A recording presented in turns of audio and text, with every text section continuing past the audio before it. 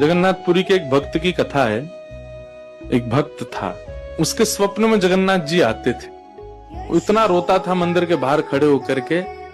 तो ठाकुर जी बोले, तू क्यों रोता है? बोले, आप बस मेरे साथ रहो, मुझे और कुछ नहीं चाहिए, और इस बात का मुझे अनुभव होना चाहिए कि आप मेरे साथ हो। तो भगवान जगन्नाथ जी ने उसको कहा, मैं तेरे साथ हमेशा हूं, और इसका अनुभव तुझे जब करना हो समुद्र की बालू में चलना, और थोड़ी दूर चलने के बाद फिर पीछे देखना, 2 पैरों के निशान तेरे होंगे और तेरे बगल में 2 पैर के निशान मेरे होंगे। उससे तुझे पता चल जाएगा मैं तेरे साथ।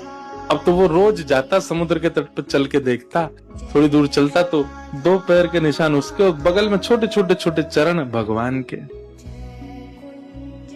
इतना प्रसन्न रहता था। लेकिन ये उसके घर में कोई घटना घटी, माता जी का देहावसन हो गया, बहुत कष्ट में आ गया, इतना पीड़ा में आ गया, रोने लगा, बिलखने लगा। अपनी माँ के जाने के भाव से तुरंत दौड़ करके गया। बोले, मैं मन को शांत करने का एक ही तरीका, पता चले जगन्नाथ जी मेरे साथ। अत्यंत पीड़ा में था। जैसे ही समुद्र के तट पर चल रहा था, रो रहा था बहुत तेज तेज। पीछे मुड़ करके उसने देखा तो 2 ही पैरों के चिन्ह थे। जगन्नाथ मंदिर के बाहर जाकर बोला, मैं समझ गया, मेरी माँ का देहावसन इसलिए हुआ क्योंकि आप मुझे छोड़ के चले गए हो। अब आप मेरे साथ में नहीं हो। आपने कुछ दिन मेरा संग किया, उसके बाद मुझे अकेला छोड़ दिया। नाथ, आप ऐसा कैसे कर सकते? मुझसे क्या अपराध हुआ? रोने लगा, बिलखने लगा। जगन्नाथ जी रात्रि में फिर स्वप्न में आए।